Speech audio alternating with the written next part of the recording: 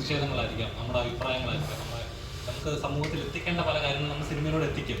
പക്ഷേ അതിലും കത്രിക വീഴുമ്പോൾ അല്ലെങ്കിൽ ഇന്ന കാര്യങ്ങൾ പറയരുത്, ഒരു അധികാരത്തിന്റെ പുറമെ ഇന്ന കാര്യം ആരും അറിയണ്ട എന്ന് പറയുന്നൊരു സംഭവം ഉണ്ടല്ലോ, അത് ശരിയായ നടപടിയാണെന്ന് വിശ്വസിക്കുന്നത്? തീർച്ചയായിട്ടും അല്ല.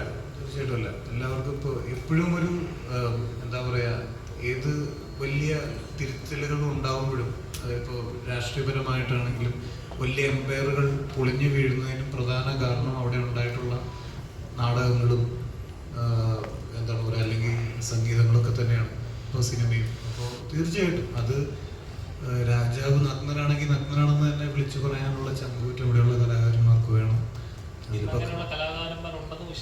ഇഷ്ടം പോലെ ഉണ്ടല്ലോ. ഇപ്പോൾ റീസെന്റ് ഇറങ്ങിയ സിനിമകളൊക്കെ നമുക്കറിയാലോ. അല്ല, അതില് കാര്യമില്ല.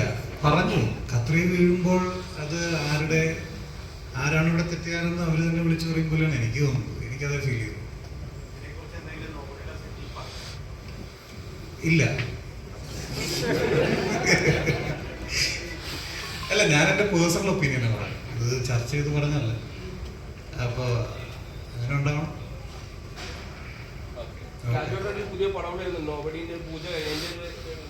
നമുക്ക് ബസൂക്കയെ കുറിച്ച് പറഞ്ഞിട്ട്